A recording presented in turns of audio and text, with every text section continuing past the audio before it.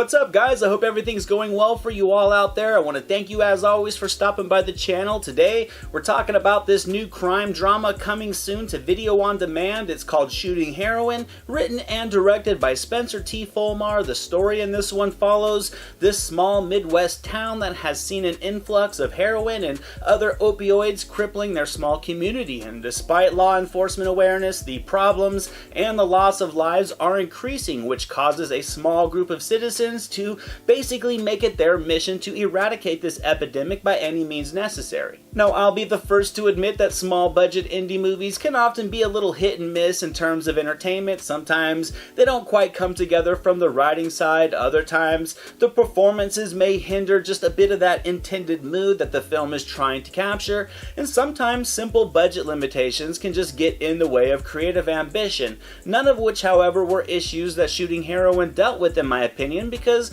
I thought it was a very capable film across the board that does a solid job of just diving into a problem facing small American towns that you don't hear about very often. And that was something that really captured my attention. I think the film did an effective job of just immersing the viewer into that small town community with them. You're quickly given the foundation to this drug problem that this town is dealing with. You see just a lot of the loss that the citizens have dealt with or are currently dealing with. The performances overall really captured an authenticity that I felt was able to humanize the characters. Sherilyn Flynn's desperation is sincerely captured to really make you instantly sympathize with her as this mother who's lost her two children to addiction. You also meet the characters played by Lawrence Hilton Jacobs and Gary Pastor, who also pour a lot of heart into their roles. Gary Pastor was very convincing as this officer stuck between a rock and a hard place. He does know there's an issue, but he's severely hamstrung by a lack of resources. It was also a subtle indication that people in these small towns are not a major concern when it comes to just government budgetary action. Then comes Hilton Jacobs' character, also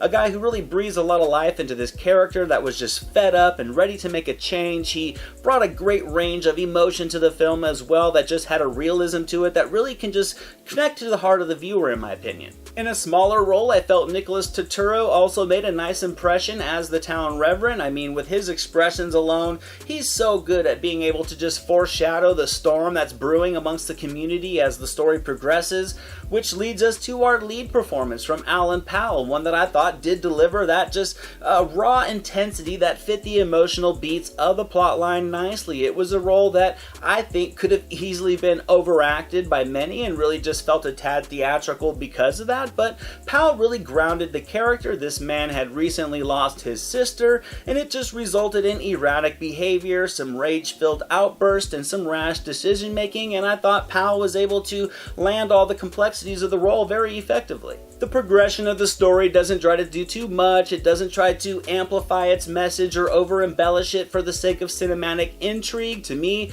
it just felt like a peek inside of a small community that, in a way, just seemed kind of cut off and to an extent isolated from the rest of the world. The action these people took in the town kind of feel like things that are actually happening throughout the country, and for that aspect, this was a highly engaging movie. I thought it really did a good job of creating an atmosphere that lured me in. It had my curiosity piqued, and yes, the movie could have been easily larger in scope with more subplots and that slightly elevated dramatic kick, but doing so could have potentially made it feel a little heavy-handed and just a little too melodramatic. I just appreciated the simplicity of this movie. I enjoyed what it delivered, and I'm going to give Shooting Heroin a solid 75% on the meter. If you want a Hollywood story with studio polish, this may not be the film to watch, but if you want to sit back and watch a really realistic narrative filled with raw characters, exploring real-world issues with a very matter-of-fact approach, I recommend giving this one a shot. The performances overall are very good, the writing keeps it simple,